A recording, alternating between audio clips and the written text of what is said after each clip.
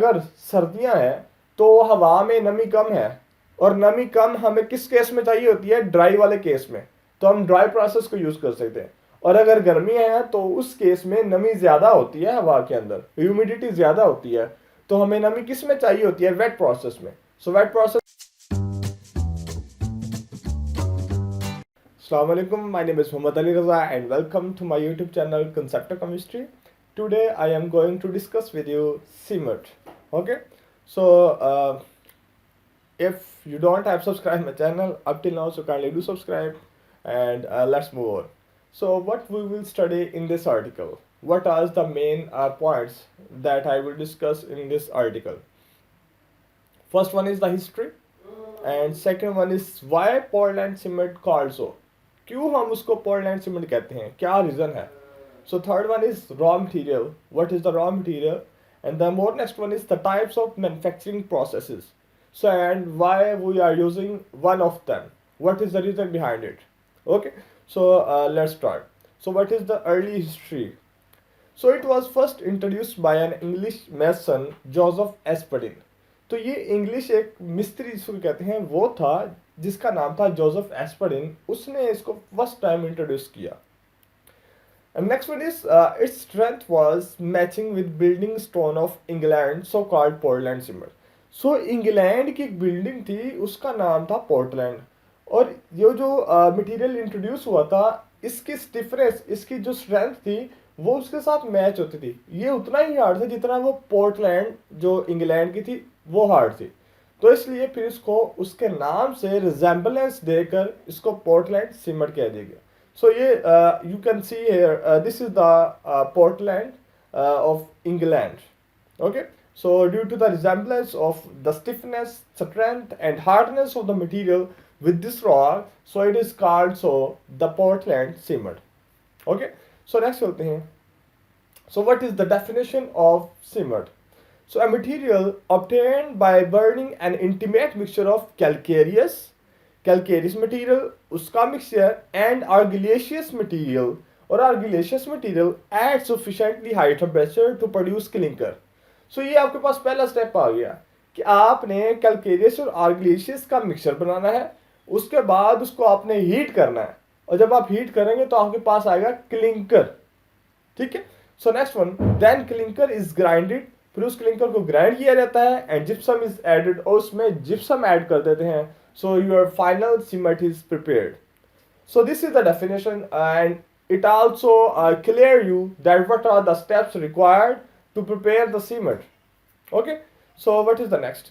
So from this definition we can conclude three stages. What is the first one? Is the burning, second one is the clinker formation, and third one is grinding and mixing with the gypsum. So based on these three steps you can easily commemorate this article. So move on. So constituents क्या हैं cement के अंदर? Constituent कौन कौन से होते हैं? सो ये आपके पास है लाइम है, सिलिका है, एल्यूमिना है. ठीक है, ये मैग्नीसाइड, मैग्नीशिया, आयरन ऑक्साइड, ये सारे क्या है? कंस्टिट्यूएंट्स हैं उसके क्या कहते हैं? सीमेंट के. ठीक है. और इसमें से जो लाइम है ना, ये लाइमस्टोन से लेते हैं, और ये सोर्स होता है कैल्शियम ऑक्साइड का. और इधर आपके पास सिलिका और एल्यूमिना जो है वो आप लेते हैं क्ले से. तो हम बेसिकली इन तीन को डील करते हैं क्योंकि इनकी जो प्रोपोर्शन है ना वो ज़्यादा होती है. बाकी फिर जैसे जैसे आप डाउन जाते जाते हैं तो आप जो प्रोपोर्शन है इनकी वो कम होती जाती है. तो हम उनको फिर डिस्कस नहीं करते हैं, मेनली इन थ्री को डिस्कस करते हैं. ओके, सो नेक्स्ट चलते हैं. सो what is the raw material? Calcareous material. Calcareous इसलिए कहते हैं क्योंकि कैल्शियम से इसको निकाला गया कैल्केरियस. ठीक है. ऐसे मटेरियल जो कि एज यूज होते हैं for the source of calcium oxide. ठीक है. सो what is the first one? First one is the limestone, second one is the marble, and third one is chalks, and fourth one is marine shell. So these are the four things that are used as a source of calcium oxide for the cement. And the next one, so ये pictures है जो मैंने आपको show करवाई हैं ताकि आपको थोड़ा क्लियर हो जाए. ये लाइमस्टोन है, ये इसकी स्ट्रक्चर होती है. ठीक है. ये मार्बल जैसा आप देखते हैं इसको, ये मैराइन शेल है जो मतलब गूंगे जिसे कहते हैं. ठीक है. सो ये as a source of calcium oxide use होते हैं. सो नेक्स्ट चलते हैं. सो अभी हमने डिस्कस किया है कैलकेरियस मटेरियल, अब है आर्गिलेशियस। ये क्या होते हैं? Sources of silica and alumina. ठीक है, सो इसको मैं आपको पीछे एक जो टेबल दिखाया उसमें भी आप दिखाता हूँ। ये है, ये दो जो है ना, ये है argillaceous, source of silica and alumina. ये सिलिका SiO2 और ये है एल्यूमिना Al2O3। ठीक है, सो अब हम चलते हैं वापस उस स्लाइड पे। सो फर्स्ट वन है जी clay, second one shale, third one is slate and fourth one is blast furnace slag. तो ये चार चीजें हैं जो for source of silica and alumina के लिए यूज होते हैं। कहाँ पे? सीमेंट के अंदर। सो ये शेल है, ये स्लेट है, ठीक है, और ये आपके पास स्लैग है, ब्लास्ट फर्नेस स्लैग। जब किसी फर्नेस के अंदर बहुत ज्यादा हाई टेम्परेचर हो जाए तो वहां पर इस तरह की क्या हो जाती है, इस तरह का मटेरियल प्रिपेयर हो जाता है। ठीक है, और इसे कहते हैं ब्लास्ट फर्नेस स्लैग। तो ये आप पढ़ेंगे भी सही FSC के अंदर। सो नेक्स्ट चलते हैं, जिप्सम, जो आपके पास थर्ड स्टेप आता है जिप्सम को ऐड करने का। सो इसका फार्मूला क्या होता है? ये अक्सर MCQ आ जाता है कि what is the formula of gypsum. तो ये है CaSO4.2H2O। ये नंबर याद रखना है, 2H2O है। ठीक है, सो ये आपके पास जिप्सम है, उसकी पिक्चर है। So next one is iron ore. नाम से शो हो रहा है क्या है? सोर्स ऑफ आयरन ऑक्साइड है। ठीक है, तो ये आपके पास आयरन रॉक है, मतलब इसकी चट्टानें होती हैं, फिर इसको बम्बार्डमेंट के जरिए से तोड़ा जाता है, छोटा छोटा पीस कर दिए जाते हैं, फिर उसको जिस शेप में आप यूज करना चाहते हैं वो आप यूज कर सकते हैं। ठीक है, सो ये है आयरन ओर। सो नेक्स्ट चलते हैं हम manufacturing processes of cement. How much types of processing for cement are available? Okay, so first one is the dry process. नाम से श्योर है ड्राई होगा, इसमें वाटर के वेपर्स वगैरह या इसमें नमी नहीं हो सकती, तो होनी भी नहीं चाहिए कि नाम जो ड्राई है ना, तो उसमें वाटर के वेपर्स या उसके अंदर नमी वो नहीं होनी चाहिए। सो नेक्स्ट वन क्या है जी? वेट प्रोसेस, इसमें हो सकती है। ठीक है, ये वेट प्रोसेस है। सो नेक्स्ट चलते हैं, यहाँ बहुत इंपॉर्टेंट पॉइंट है, क्या है? Nowadays mostly dry process is being used but in text books hilarious.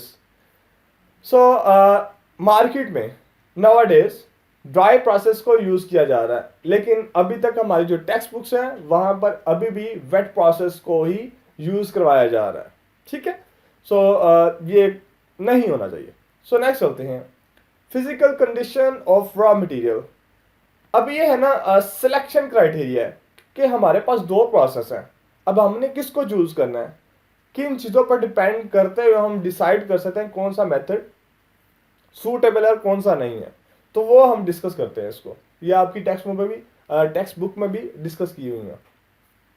First one is physical condition of raw material, उसकी शेप क्या है, क्या उसकी हार्डनेस क्या है, सॉफ्ट है हार्ड है। तो ये आपने इसमें फिजिकल कंडीशन में देखना है, रॉ मटेरियल इज हार्ड और सॉफ्ट। ठीक है, सो ये भी आपको डिसाइड करने में हेल्प आउट करेगा कौन सा मेथड आप यूज करें। नेक्स्ट है लोकल क्लाइमेटिक कंडीशन, कि जहां पर आपने सीमेंट को प्रिपेयर करना है वहां की कंडीशंस क्या है, क्लाइमेटिक कंडीशंस क्या है, मौसम कैसा है, वहां पर नमी ज्यादा है नमी कम है। तो ये चीजें आपने देखनी है, उसी बेस पे आपने डिसाइड करना है फिर ड्राई प्रोसेस या वेट प्रोसेस। ठीक है, सो अगर किसी जगह पर टेम्परेचर कम है, कोल्ड है, तो फिर क्या होगा? If cold then dry process you will use, and if there is warm environment then you will use wet process। इसकी रीजन क्या है?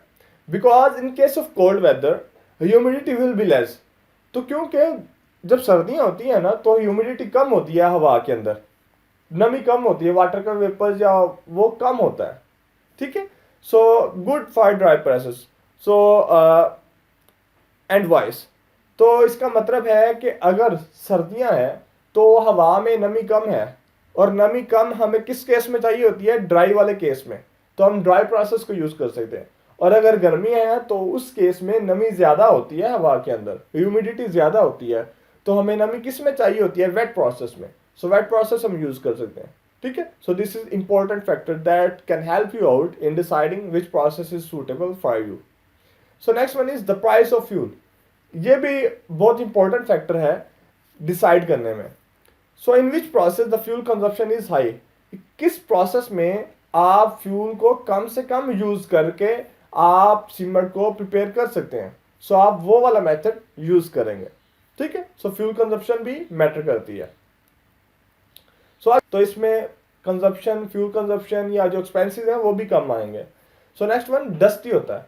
ज़ाहिर है जब कोई चीज़ खुश्क होती है तो उसको जब आप ग्राइंड वगैरह करते हैं तो उससे मिट्टी उड़ती है, उससे डस्ट उड़ती है, ठीक है। और लेकिन इधर क्या है, क्योंकि वेट होता है तो इसको जब ग्राइंड करते हैं तो इसमें डस्ट नहीं उड़ती, ठीक है। So next one is for hard material. तो ये जो है ना हार्ड मटेरियल के यूज करता है। अगर आपके पास हार्ड मटेरियल है तो उसके लिए आप ड्राई प्रोसेस यूज करते हैं, और ये आपके पास सॉफ्ट मटेरियल के लिए। Control of product is difficult.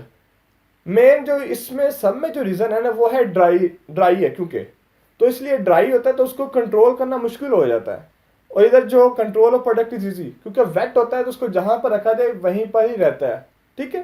सो ये कंपैरिजन था क्या कहते हैं वेट और ड्राई प्रोसेस का। So here we will discuss the wet process. तो हम जो है ना वेट प्रोसेस को डिस्कस करेंगे इन नेक्स्ट लेक्चर में, ठीक है। सो लेकिन जो 3 स्टेजेस हैं मेनली जो हम उसमें फोकस करेंगे, और इसी बेस पर आप वो वेट प्रोसेस को क्लियर कर सकेंगे, इजीली समझ सकते हैं। सो फर्स्ट वन है मिक्सिंग, सेकंड है clinker formation, and third one is gypsum, ठीक है। So let's move to process in the next lecture. So if you don't have subscribed my channel up till now, so kindly do subscribe. Stay tuned, stay happy. Thank you.